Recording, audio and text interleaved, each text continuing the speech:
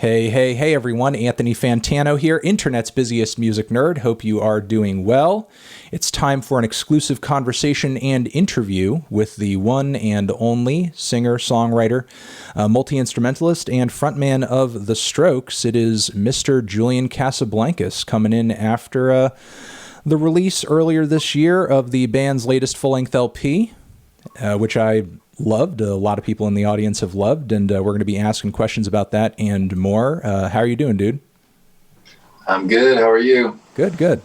So with the new record being out, you guys just dropped a new music video for it too, and it's had months to digest and sort of work its way through everyone's heads. What have you guys felt so far about the reception among fans and beyond, and also just your own feelings on the record now that it's finally out, and I guess you can maybe look at it in a more slightly objective way? Honestly, it's probably too fresh to view it objectively. It usually takes a couple of years, I would say, until I accidentally hear something, and then I can, digest it with fresh ears. Yeah, I don't know. It's been good. It's been great. It's cool to see Rick Rubin's kind of work, I don't know, coming to light, because we're working together, and it's just, he's like, a mythical person. So, we're making all these decisions, and I really respected a lot that he was doing and a lot that he was saying, and I could kind of quickly discern that he was, pretty advanced music mind or human mind, or just kind of a super wise witch doctor, whatever. And so to see it kind of come out and have everyone like it, it's just like, oh wow, he did his thing and it worked and people liked it. It's kind of cool, I guess. I mean, this is probably a pretty obvious question, but Rick Rubin being obviously as legendary as he is this someone that you guys sort of had in mind for a while, someone that you've been wanting to work with, over the course of the band's existence? Yeah, I mean, I'd say for a long time. I mean, it's I don't know, it's almost a joke, probably, somewhat in the industry. I mean, everyone kind of wants to work with Rick Rubin, and I think it's, even though it's kind of thrown around in, I don't know, record label, meetings all the time, and it's kind of, probably like, made fun of on some level. I think it's there for a reason, and I think as, musicians, regardless of, jokes aside, I think we always did want to work with him. And I didn't hesitate. I mean, when he was down, I mean, he sequenced Phrases for the Young, and I've kind of met him and talked to him here and there. And Jason, who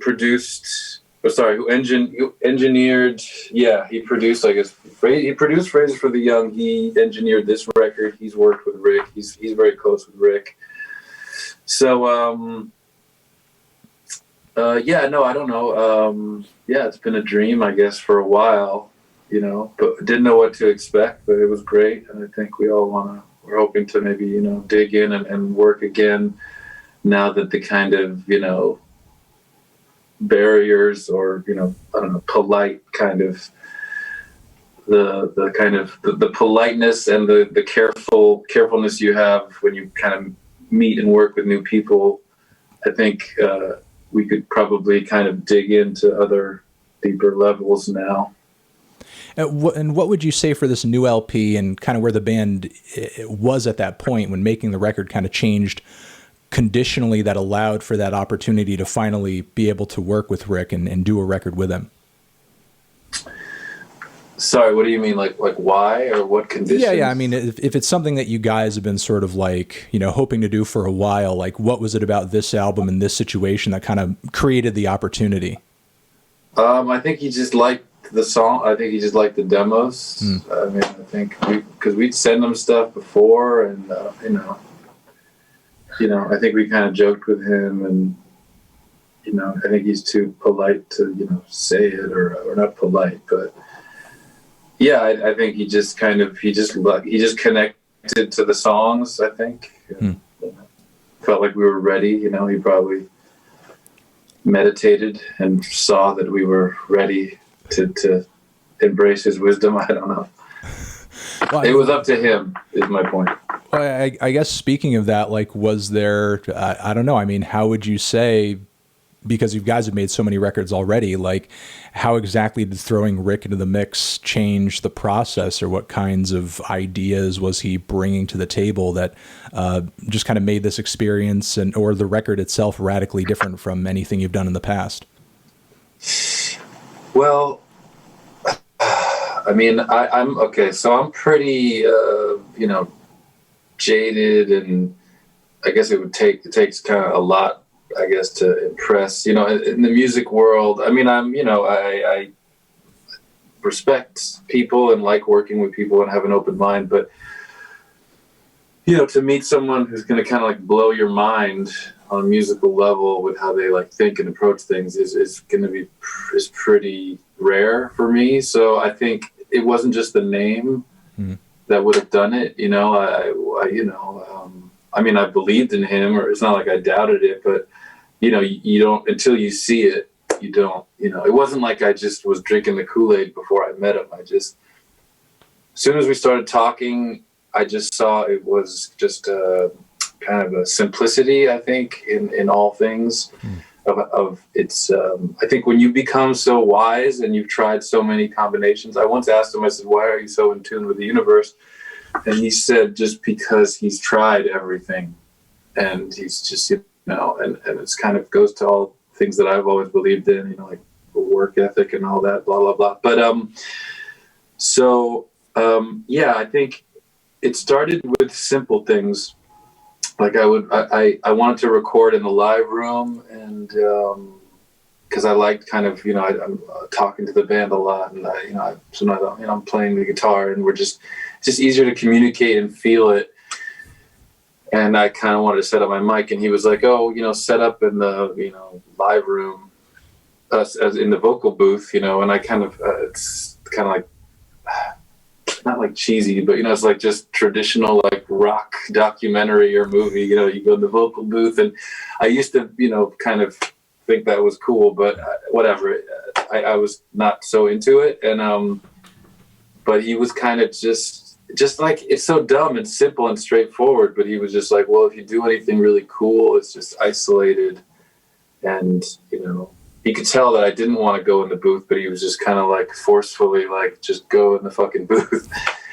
And I think, and it just kind of clicked. I mean, he only had to ask me once, but I'm just saying there's been so many records where I do a random take that I like. And for the last 5 years, there's always drums and guitars in the mic, and it's always such a nightmare. So I was just thinking, of course, that's so simple. And so that's like the kind of simplest level you could say. He told us to jam every day. He wanted us to just play together a lot. Adults Are Talking probably came out of all the jamming. So that was, arguably one of the better songs on the record. He was very involved with arrangement. So I think, he's got a clear idea of kind of the flow of songs and the feeling of songs. And, he focused in on a couple of, Eternal Summer is probably the one that was the most impressive musically. When he really blew my mind the most, the melody that I sang on the verse, he just kind of, because I had basically jammed on the song and sang like 20 things, and he kind of, and I narrowed it down, I think, and then he just took like 2 melodies, and he was like, now put this part here, and he was building. As he was doing it, I was honestly thinking, where's he going with this one? This is like kind of the first time he was kind of like really digging in, and it turned out to be just such a cool melody. And I was blown away. And I was wondering, like, do you ever write songs? Why don't you write? And I just think he just kind of takes things and then puts them around. But he definitely has, very musical ear. It's like he doesn't get into the technical thing, but he's just like one level beyond it, very technical and knowledgeable. So he's not going to say like, EQ or whatever, but he'll just, it'll almost sound like layman's terms, but it's very insightful. And I don't know. Does that answer the question? Yeah, I think it does. And I think it brings up some interesting characteristics of the record, too, the way that you're talking about some of these elements, because the arrangements of the record are really unique for any Strokes album. And what you're talking about with the jamming, too, seems pretty significant to the songwriting process as well, potentially, because a lot of these songs lengthwise are really spacious and packed with these elongated instrumental passages. I mean, would you say this process was kind of influencing all of that? Because the tracks, and in a good way, are not nearly as tight or straightforward as they've run on many previous Strokes records. Yeah, I mean, it was like, I think he's all about, I don't know, or at least with us or with this record, like the groove. We listen to a lot of we listen like Talking Heads things and, Rolling Stone, just kind of like those songs that have like a kind of rhythmical, just kind of like groove songs, I guess, like almost like we're just playing one chord.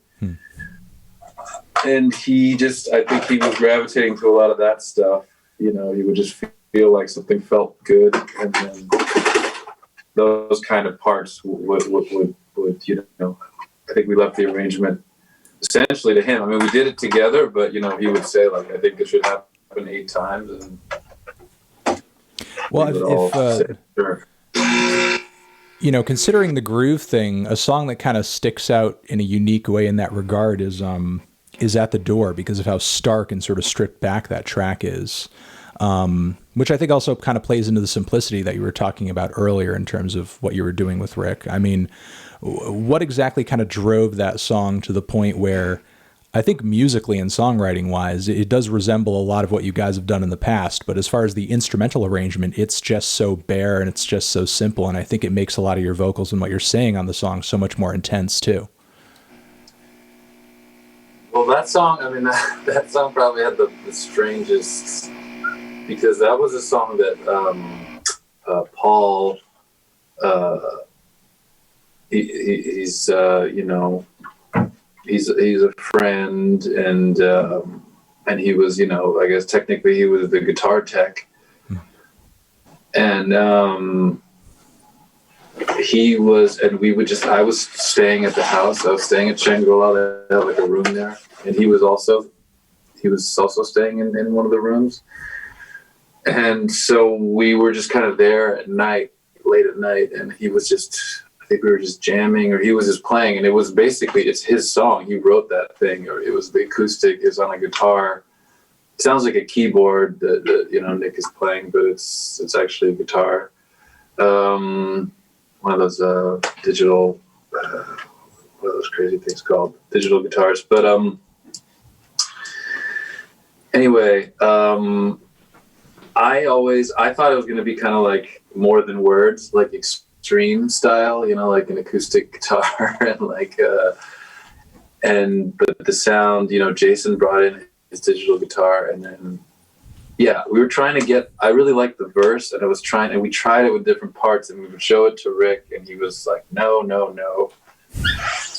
And then finally a chorus came that I thought was good enough, and we put it together, and he was into it, and so we built that one. That was probably the least organic song, I think, on the record, because it was Rick, Paul wrote the verse, and I sang over it, and then I brought in the chorus, and then we just kind of, Nick came in and we recorded on the digital guitar, and I added all these random classical parts. Well, it was like secretly classical or whatever, but I don't know. That one was kind of a laboratory freak. Would you say? But I thought it was going to be like More Than Words from Extreme, and I don't know if it didn't really become that, to my chagrin. Would you be able to talk a little bit about, I don't know, what I almost read is almost like a nostalgia factor on the record, because there are a lot of portions of the album and these songs that sort of seem to very consciously be calling back to a memory, either like a contextual memory or like a musical memory of some sort. Whether that be, going to Eternal Summer, where you sort of have those rock-based portions that seem almost like Floydian, or even on multiple portions of Brooklyn Bridge to Chorus, where, you have those references to the 80s songs and bands, and even those synthesizers too, that kind of call back to that same era too. Was there something you guys were kind of like missing or vying for, or just like thinking about in terms of something decades ago in the writing process or jams on this album? I don't think we really talked about it. If I remember correctly, I think it's probably just indulging in guilty pleasures. At least that's what it feels like to me. I think I come from kind of the place where I'm, being like all super intellectual about music and trying to like, push weird boundaries. And then I think we all get together and we're in this kind of nice studio, and it just feels kind of like fun and light, and just want to dance like nobody's watching. And no, I don't know, just kind of, all those things are just in me and in us. And I think you never know when things that inspired you are going to come out. But I don't know if it was on purpose. I think it's just things that I would shy away from in some situations, like kind of like when I do voice things. It's like built up repression of like not playing, traditional chord progressions or something. I don't know. I think it's like just fearlessly not being afraid of of guilty pleasures. Like I was listening to a Wham song yesterday, and I was just thinking just how good it was. And I was like, I would like to do a song that sounds like this or feels like this. And I'm not afraid of sounding like Wham. That's, obvious, I guess. Well, it depends on where your mind is. It could be like not cool, but anyway, I don't think I'm answering your question, but yeah, no, I think you definitely did answer it. And I think, to sort of dive maybe a little bit further into it, that subconscious or even conscious embrace of those guilty pleasures, of those ideas from the past. Is that how, Bad Decisions ends up with that Billy Idol tie-in, or was that maybe more of like a more conscious, reference there? I think that was just an accident. That's, it was obvious, I guess, but I always thought I would change it. And probably the lyrics is probably what made it stick. I don't know. We've had things in the past where, like Tom Petty things that we've kind of just kept in there and then kind of worked out for us. So I think... I don't know. I think I left it to Rick. I was like, should I change that? And I think it was just like, no, it's fine. I don't know. We obviously, gave the credit there. There's no denying it's, the same thing. But I did versions where I was trying to change it, but I don't know. It's one of those things that I did not think would be like a main part of the main song. And then when it gets to the finish line, it's just like, well, what do we do? It's been there the whole time. Do we just like change it at the finish line, or do we just leave it? And so I think it wasn't my decision, but the decision was made to leave it. But it wasn't like, you always accidentally, all art is theft, you try to write your own original thing.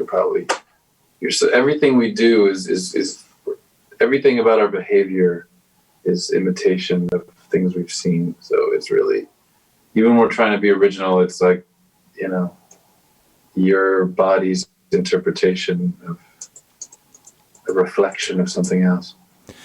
The fact that you sort of end up at these moments where, that track is undeniably like a new original song that sounds like a Strokes song, while that sort of melodic parallel is there, it doesn't sound or come off like a Billy Idol song per se. But, I guess the point I'm getting at is, do you think the fact that they're, becomes almost this legality issue when those natural and sort of inevitable similarities turn up. Do you think that sort of speaks to a really weird weakness or a lack of understanding of or acceptance of the creative process when it comes to copyright law and I guess the music industry at large? I mean, in that particular case, I don't think it's very like insidious. It's like everyone kind of knows. It's like Billy Idol. It's not like a secret. It's not like we're trying to just have some big success on this part and we're like, no, it's not. It's an original song, and like I don't know who Billy Idol is. It's like it's very kind of there, and we obviously like spoke to them before we even put it out, so it was like, I mean, Billy Idol was credited, for this like, it's like we co-wrote the song. He was there in spirit. It would be cool if he was there hanging out. Yeah, I mean,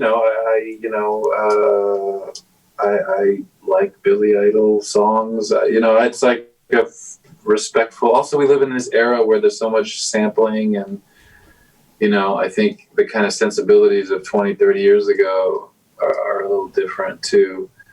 So if it was like trying to mask it and really just writing this thing to success by like stealing someone else's music, then I do think there can be like lines that can be crossed. But I don't believe that this was that case. Would you be able to, for a moment, I guess as far as you're comfortable with, be able to speak about, I guess, the creative dynamics of the band these days? Because I know over the years of the Strokes' existence, that may have in the past at some points been a bit of a point of contention, but it seems like as the years have drawn on, you guys always seem to reconvene regardless and have something new to present to us. Since you guys have kind of started, how has sort of, again, that creative dynamic and the creative process and kind of the chemistry of the band changed over the years? Chemistry, I don't think it's changed too much. I think there's certain dynamics that remain. I think some of the dynamics that caused problems, I think we've kind of maybe dealt with it a little bit. And so I don't think they're issues any longer, knock on wood. I mean, we're, a little older, a little wiser, hopefully, a little chiller. So I think that's just natural. I mean,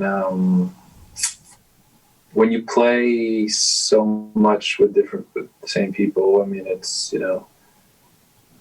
becomes a little bit like second nature. It's like you fall into the grooves pretty easily. They're just like mapped out in your subconscious. And so I don't think it changes really, to be honest. I mean, I'm always, trying to get inspired by new things and working on things. And so my mind will evolve, and I'm always kind of on this quest of, trying to reconcile,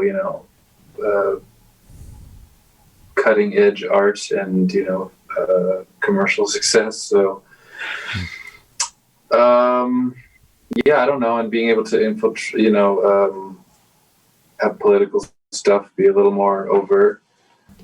And, I mean, it's changed in natural ways, but I think essentially it has not. Drifting off of the new record just a little bit to sort of, understand your creative mind in different contexts, because the Strokes are obviously not the only band that you operate in. With this new record being as, in my opinion, and the opinion of many others, as daring and as experimental as it is, where does that sort of put you creatively with The Voids, per se? Because I think for more casual listeners, the obvious difference there is The Voids are much more experimental. They're much more out there. They're, much more, sometimes even harsh sonically. But it seems like on this new record, you guys were almost kind of pushing that envelope a little bit too. Um, what do you? Sorry. So what do you?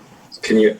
I guess at this point in your mind, like, you know, do I agree with that, or sorry? not really a disagreement thing, but in your own creative mind, when you're writing or sort of, you know, concocting, you know, or sort of in the creative process for one band or another band, like, what in your mind makes a Strokes song at this point versus a Void song? I suppose.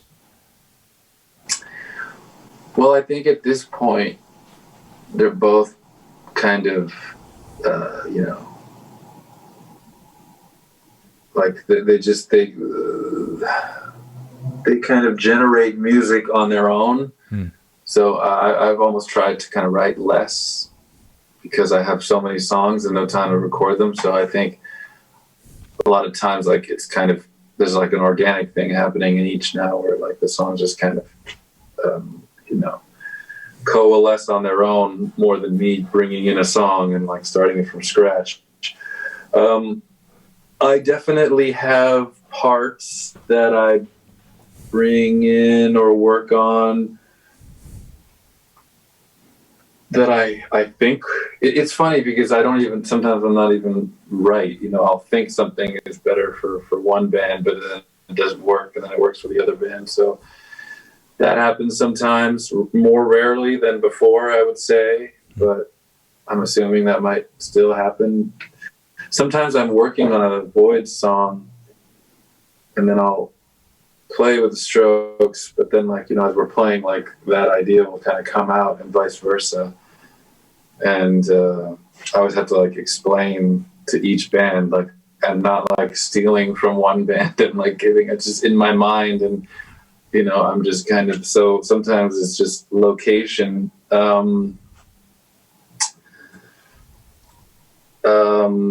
I wouldn't be surprised if there's like lyrics that kind of have like, you know, cross pollen, like, you know, like the same lyrics in both bands already. Sorry, I'm kind of derailing. I'm not sure exactly how to answer that. No, I mean, I think you're illustrating the, you know, the separation if there is one. You know, I mean, it's there's going to be some lines blurring there because you're creatively a part of both entities and playing, you know, the role that you do in both entities. So, I mean, I think what you're sort of explaining makes sense to me. I mean, the way I think the trajectory, if I have to be honest,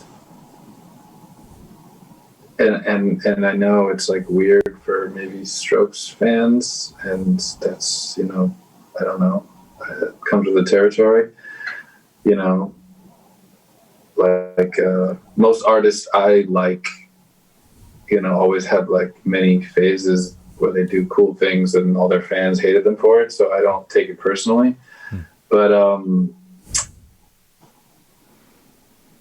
weirdly, the Voids for me is always, it's like the journey that I felt like I was kind of, the first three Strokes record, to me that's the same journey. And I think the Strokes now are kind of have become its own thing. And it's not, you know, good or bad. To me, it's just, you know, it's just like kind of letting things, you know, naturally kind of be what they want to be without fighting it, you know. So I get to kind of do the things that I, you know, want to do, and then I also kind of, I still do the things I want to do, but I do it in this thing that became its own thing that that has, I would say the Strokes have this whole like history thing. And I am just so artistically not interested in that, but everyone else is, in like the kind of connection. And so I kind of don't fight that within the Strokes. And I'm happy to do that. But artistically, sometimes I don't.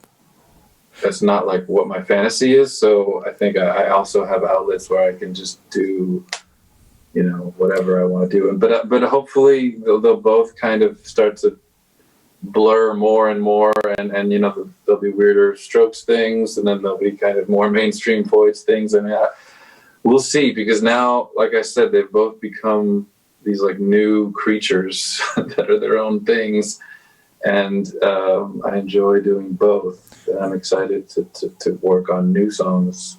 When you talk about when you talk about sort of that history, are you speaking on just like a general obsession with the band's past and the first few records and that sort of thing, or you know, oh, why doesn't this sound like Last Night, and so on and so forth? Is sort of what you're speaking on there? Yeah, I mean, it's a pretty tricky thing that I probably understand all the pieces separately, but I kind of never dive in, because it's just like kind of an unhealthy place to go, I find, to just like kind of self-analyze through the eyes of others incessantly. I think that's kind of what like pop musicians do, to be honest, or big songwriters, you know, producers, you know what I mean? They're just like, or even like record label people, I've noticed it's like, it's the same kind of thinking where it's like, they have to judge artistic quality, but it's based on commercial popularity, and they have to kind of like pretend like it's the same, even though they're just nothing to do with each other, kind of, almost. I mean, there's a little overlap, but it's like, you know, it's like you have to make money with Pepsi, but you have to somehow like then talk about like what a good song it was somehow. And then there's like, so there's all these levels of music that I don't like agree with, of how it's like thought of and talked about, but there's also like just the way you want to like live your life and pay your bills and not fight against, you don't want to kind of create this kind of situation where you're like swimming against the current. So I find that there's a lot of question marks that are all, it will almost be too controversial and like a waste of energy and time. But I often wonder sometimes if I took a song and I like just switched the names, what people would, you know, there's like, not with all the songs, but there's certain songs that I feel like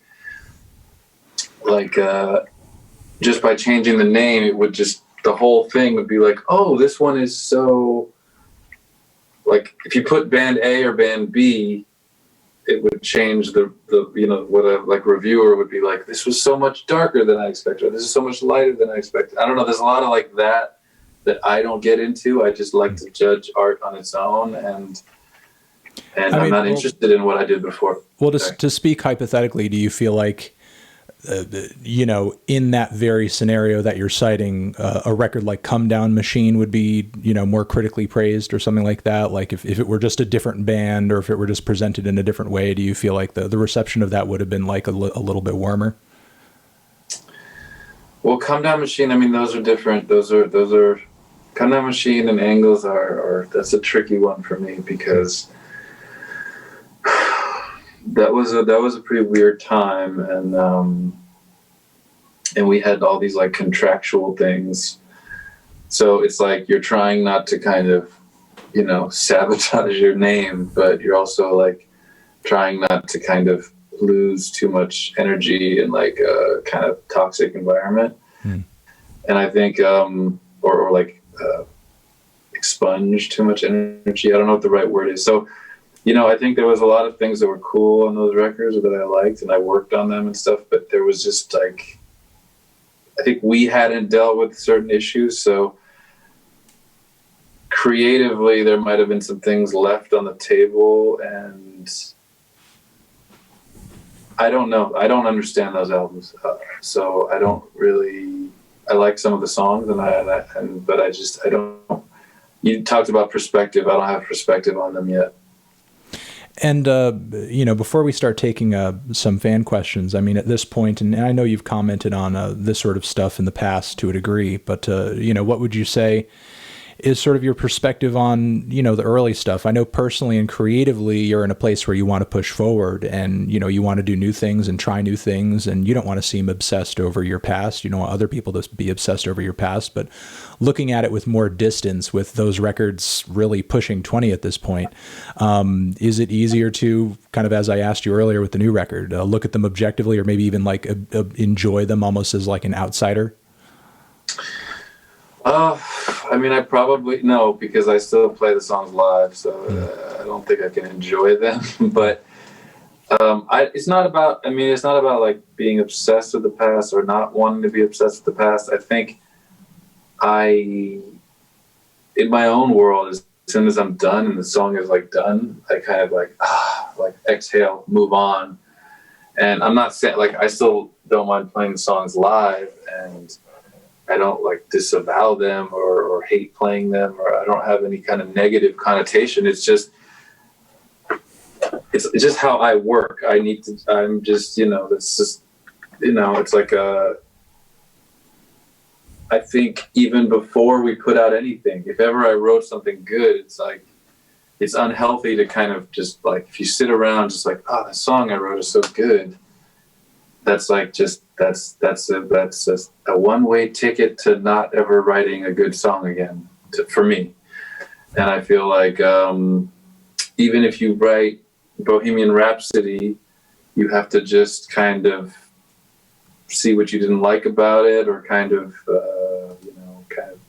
just put it out of your mind. You know what I mean? I just feel like it's just unhealthy creatively, but spiritually and just kind of matter of factly, I'm happy about it. It's like, I don't know. It's like if we won a championship. If a sports team wins a championship, I think it's not like you're ashamed of it or you don't want to talk about it or you hate it. But if you're just gonna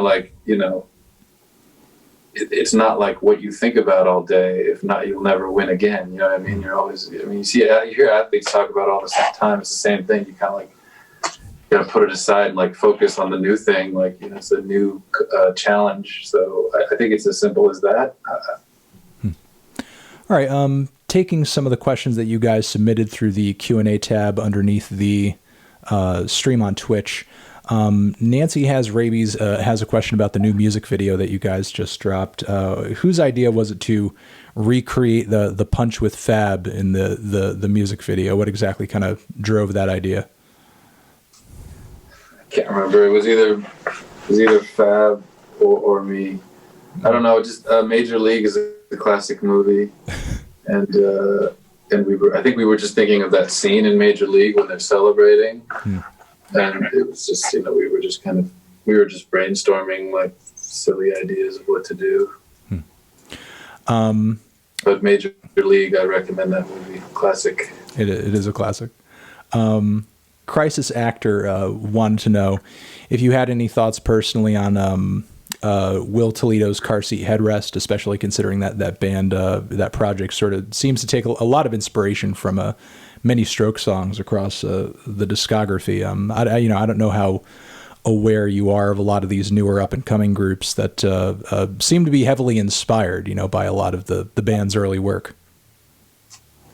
It's funny. I do know that band.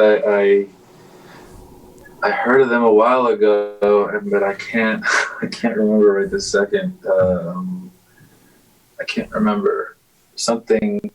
I hit a dead end at some point. Maybe I got distracted, but I need to go check it out. I don't know. Do you recommend them? I don't. Yeah, I absolutely do. I think teens. I saw them play live on TV. Is that a thing? I think it was pretty cool. I think they've probably done a TV performance or two. I heavily saw them on TV. But I heavily recommend Teens of Denial. I think that's a great record. A lot of people love the record Twin Fantasy too. BMB Soccer asks, and this sort of harkens back to what you were talking about earlier in terms of politics. What event or person would you say you can kind of draw back to in terms of sparking that heavy interest in politics, or even just sort of making it a more overt statement in the stuff you're recording? I think there's always been that in everything. I think honestly the goal from the beginning was political, weirdly.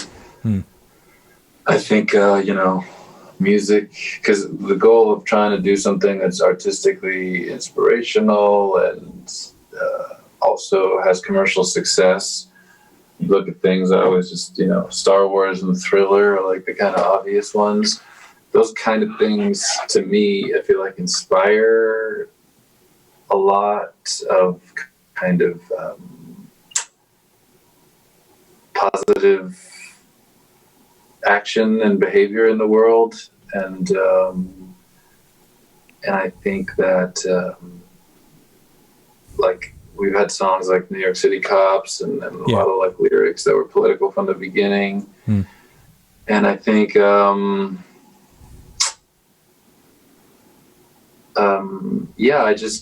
mean, as I've been, I used to focus mainly on music for many years, and then kind of I started focusing more on lyrics. So I think I've been trying to kind of get closer to that, because there is a line. It's hard. You can't just kind of, unless, you're Rage Against the Machine or something, and maybe you have a knack for it. I just feel like it's really easy to kind of fall into some traps with political lyrics. It's a real tough, fine line to walk. I think, people like Tupac and Bob Marley probably did it best. But I think, again, it's like an artistry thing to slip it in and kind of make it universal.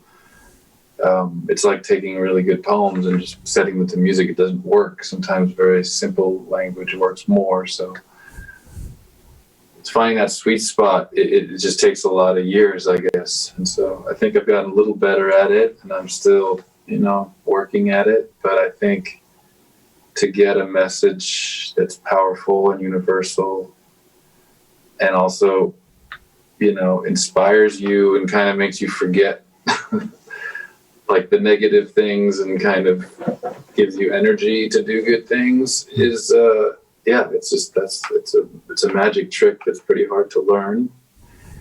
And, but I think I've gotten a little better at it. So it's a little more specific and clear, I think, now.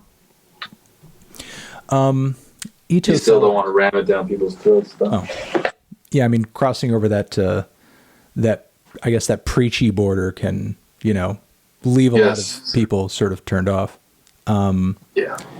Ito Thella is asking about the album cover of the new record. What drove the choice of that particular Basquiat piece? And if that is not your favorite piece from that particular artist, do you have a different favorite?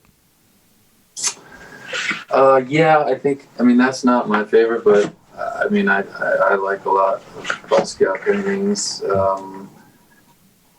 I think I was doing an interview. I think I just realized I've been kind of in a more kind of DIY universe of doing stuff. And I think when we finally did this, Rick Rubin, major label album, and they asked me, what if I had any ideas for the art, I was like, how about a Basquiat painting? And so it happened, and they came through, and I think I chose about 10, and I think this is or 5, I can't remember, but that's the one that the band chose, and I was cool with it. I mean, but I just thought a Basquiat painting would be cool because it's like cool, edgy New York art, but also classic and 80s. Or, I mean, it wasn't just 80s, but, And I think it speaks to the abnormality that you guys were shooting for, and is stated in the title of the record too. Diego S is asking, calling back to the Daft Punk collaboration that you did. He wants to know if you would ever collaborate with them again. And I guess while you're addressing that, if you want to, maybe even take us back to that time and the process of doing that feature, that performance, and kind of the inner workings of your part in that song. I mean, I would definitely, I've been trying to do something. Those guys, they're like, I don't know, I think they're like not doing music right now. Last I heard, I don't want to blow up their spot, but I think, one of them was focused on like video stuff, and then the other one was kind of obsessing with like ancient aliens or something. I can't remember what I mean, as far as music goes, both of them seem to either be very active or just like very inactive. Yeah, I think that's pretty accurate. No, I mean, I definitely, Guy-Man, I think, has been doing a lot of things. I guess like a lot of the weekend songs. It's funny because some of those demos I had heard. But yeah, no, I mean, I definitely would obviously be down to work with them. I mean, came out cool. So yeah, that song, they played two different songs for me. Okay, so one of my favorite songs is Veritas Quo, which is a Daft Punk song, which is very simple, kind of repetitive, classical thing. I really like their medieval Euro minor classical Baroque flavor. And so when they played me those songs, they totally had that kind of Veritas Quo. And I think that they thought of it as two different songs. And I was like, can we just plop them together? And so that was the verse and the chorus. And it worked, I think. And yeah, it was just fun to work with them and play soccer with Guy-Man. Bengal Blood is asking about. Do you choose these questions based on their names? No. These the people who watch are just very creative. I don't know what to tell you. That's cool. I swear I'm choosing them based on the question that they're asking. We can just start reading the names of these people later if you're into the idea. Is asking about some of the instruments that you play. This person would like to know if there's a single favorite guitar that you own and that you kind of go back to and maybe is even an inspiration point, like, you feel maybe you're most creative on it or you get the best sound out of it. Not really. Just this guitar I just got for like $50 yesterday at some strange gremlin store, just because I was going to be here for a month and needed an instrument. And I don't know, you don't have to find something kind of expensive or special to have a cool sound. I've always kind of judged guitars, I mean, it's not 100% true, it's just kind of something I say, but it is 70% true based on their look. Weirdly, because I always feel like when something looks cool, it kind of makes you play cooler. I have a tendency to think. Like a weird example, like when I did the Voids video for the kind of when we dressed up like 50s jazz guys, we were kind of dressed like a wedding band, and the whole day, we had instruments plugged in. We were jamming while we were doing the video, kind of messing around. And the whole day, and we always, normally when we jam, it's very like strange Indian mountain music or, space metal or just, it's, when we jam, it's like very kind of eclectic. But the whole day we were just kind of, it sounded like we were a wedding band. And it kind of freaked me out. I was like, oh, wow, like the clothes you wear, like affect like the music you play. That's kind of strange and insane, and it's probably true with just kind of your personality and what you say and how you are. And anyway, thought that was interesting. Short story long, no, but I always go through phases where I'll have a guitar that feels good or sounds good or some mixture. My favorite guitar is probably a 39 archtop acoustic Gretsch. Looks like a violin. I like old acoustic arch tops. Yeah. Okay. Another time that I promise you I'm not choosing these questions based on the people's usernames, but Pretzel Girl would like to know about the SNL performance, the specific part where she's asking, why did you karate chop and say fuck after the first chorus in that performance? It just seemed like a really standout moment during the whole thing. I said fight. Oh, fight. I got it.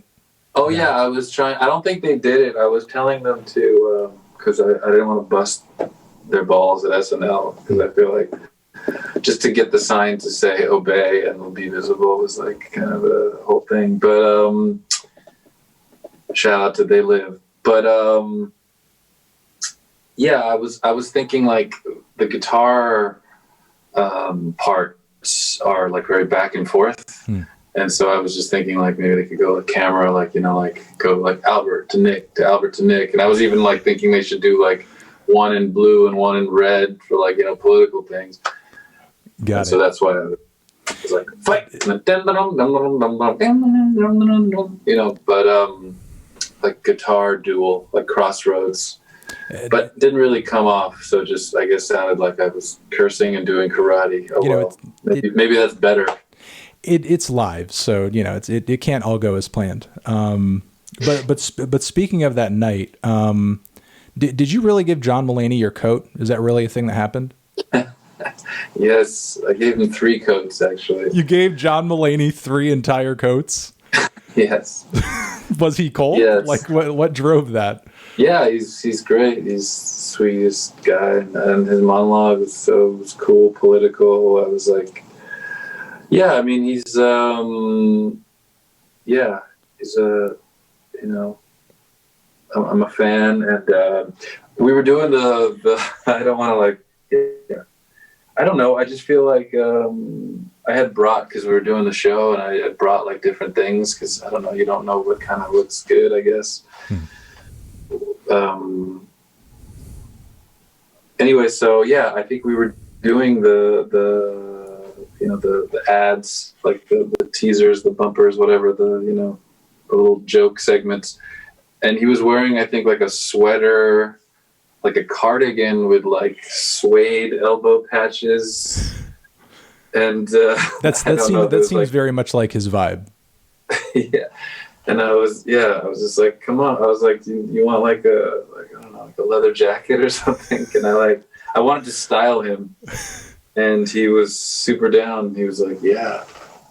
So, yeah, I think, yeah, I mean, it goes to the thing I was talking about with how you dress. I think, you know, when people kind of dress a certain way, it kind of like, it can like tap into different parts of themselves. So, you know, jackets are the window of the eyes or whatever. I'm like butchering my own lyrics. But window to the soul. But I don't know. I just, yeah, he's a nice guy, and I enjoyed being his stylist. Yeah, well, you gave him a little bit of edge, and you know, speaking to kind of clothes empowering people. I mean, it works for Devo. You know, I mean, I don't think Devo. It has. I don't think they would sound any other way had they not dressed the way that they did. Yeah, I mean, I don't know. That might be like an argument against, but I don't know. You think so? I don't know. I mean, what would they have sounded like? Yeah, I don't know. Right, I don't want to. Grace Loves You. I mean, what kind of music would you make if you wore a hat like that? So if I wore a hat like that, it would probably sound like something out of an arcade cabinet, honestly. Like if I'm Devo though, right? A little bit, yeah. It would probably sound like something that would play behind like Donkey Kong, you know, something like that. That's probably what it would sound like. Yeah. That sounds like something I'd listen to. Grace Loves You wants to know what inspired the song and sort of the lyrical concept behind Ode to the Mets.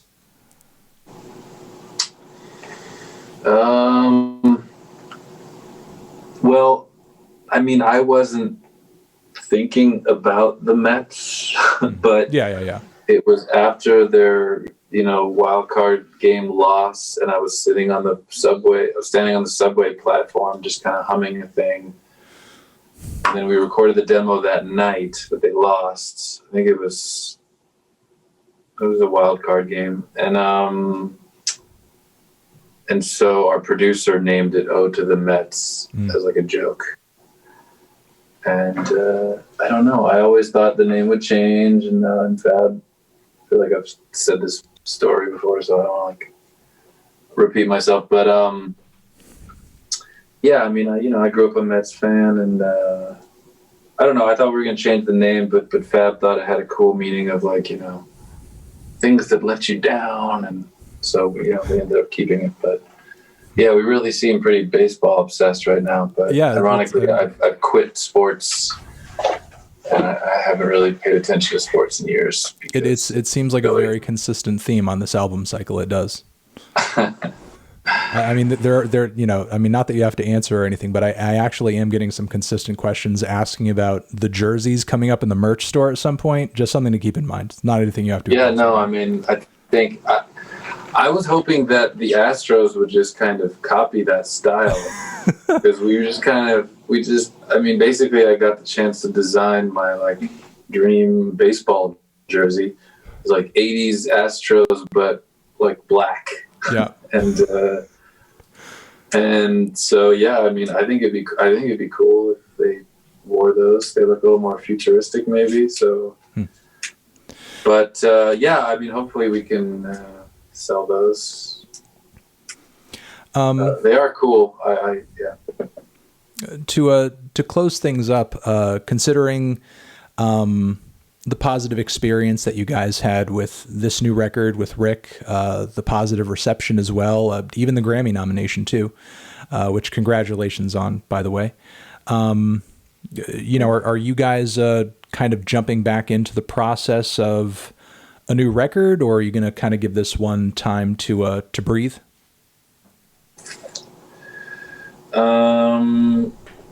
I mean, no, I think we're just gonna, as soon as we can. I mean, I don't know, the protocols and all that. I mean, we're gonna do some demos soon. So, I mean, yeah, we're gonna keep working, but it's a little hard to kind of put the pedal to the metal in this climate. Yeah. But yeah. All right. And speaking of the Grammy, it's not enough to get nominated. It's about winning. So that is true. Hopefully. Well, personally, it's a warning shot. No, I'm just kidding. Personally, I think you guys. I think you guys are the ones to beat in the category. I know everybody in the chat is pulling for you guys to win that one. So, but I mean, we could probably, honestly, we could probably win just based on the name of the album, really. I mean, don't jinx it or nothing, okay? I mean, it's like we're all thinking that. You don't have to say it. We're thinking it, but you don't have to say it. All right. Well, just people filling it out like, I don't know any of these bands, but New Abnormal, that makes sense. Anyway. I mean, there's a strong possibility of that. We'll see. We will see. We'll see. Honestly, no. I think I'm all love to all bands, and may they all win and whatever. Just jokes aside, I'm just messing around. Yeah. Well, thank you for coming through and joking and messing around and just being an open book and talking with me and just being a chill guest. I appreciate it. Oh, thanks. Is it over? Is that goodbye? At the beginning of this, you said that an hour was long. Has it? This was an hour. This was an hour. So right. This was a whole hour. We did an hour. Oh, dang. I'm not just kicking you out or anything. It's been an hour. I don't want to take up too much of your time.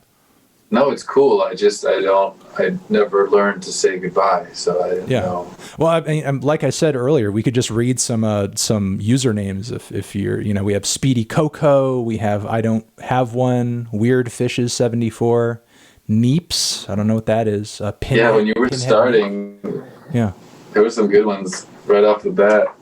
Like I have Rabies, I think I remember. Yeah, the Rabies one, yeah. No, that was a good one. That's probably in like the top 3 of all the ones that we saw this evening. eHarmony Grits is interesting. eHarmony, wow. but Grits. Okay, I don't know how those two things come together, but and also Queef Beef. Someone's named Queef Beef. Wow. So I think we should probably leave it at that because that's the best one I've read, and I don't think we're gonna find another one that's better than that one. E minor harmony. Yeah, probably. All right. Yes. Okay. It has been an hour, man. So again, we appreciate you coming through. And are you going to play us a little something? Play us out. I don't know. Yeah. What are you? Any requests? First request in chat is the request. That's the first request. That is the first request. First request in chat. Excuse me? Hold on, I'm telling chat their first request is the one that's the request. Okay, so the first one I saw is Eternal Summer. Someone wants Eternal Summer. Eternal Summer. Yeah. The acoustic version. I don't think I ever played that. All right, can we get all 10 minutes of human sadness? All 10 minutes of human sadness. Wow. That seems like the next most popular request. Yeah, I just, what I actually meant by request is like, request like a style or band or artist song, like or maybe like a vegetable or an adjective. Got it. And let me just like create something. Like more of an improv thing. I got it. Okay. I'll say cashier, donut shop on a Sunday. Wow. Cashier, donut shop on a Sunday. Yeah.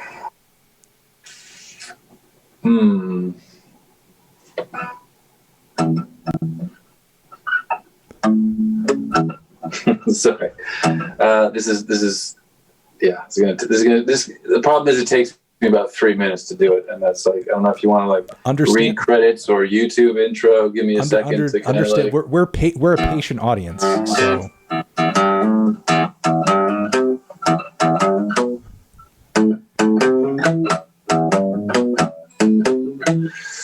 What genre of music would this shop? It sounds like you're going in a blues direction with it, and I think that makes sense. So honestly, I would continue down that road. I wanna blow my brains out. I wanna blow my brains out. Something like that. Yeah. That's exactly where I was expecting it to go. Yeah. Okay. These are the internal thoughts of the cashier at the donut shop on Sunday. Yeah. Yeah, got it. Awesome. Well, thank you. You're our first musical guest that actually I think really kind of busted out a song during the whole thing. So you really kind of went above and beyond. My pleasure. I appreciate that. That was great. All right. Well, yeah. Good luck and continued success. And I've watched many of your reviews. Oh. So, yeah. I appreciate that. It's always, yeah. Just because it's interesting to hear your reviews. They are fair-handed. Just because you said that, I'm going to call up everyone I know at the Grammys, and I'm going to say, guys, don't fuck this up. Give it to the new abnormal. Make sure the new abnormal gets it. I'm going to make some calls. I think, yeah, isn't it bribes? Isn't that what you're going to need? Isn't that what people are saying? Yeah, but we'll see. Yeah. All right. Just tell me who to bribe, please. Yeah, I'll let you know. All right. I'll tweet it to you. I see you're on Instagram. I'll Instagram it to you. All right. Have a good one, man. Farewell. Thanks, y'all. Bye. Oh, I'm hanging up, right? Is it time? You're hanging up. Bye-bye. All right. Thanks so much, man. All right, bye. Later.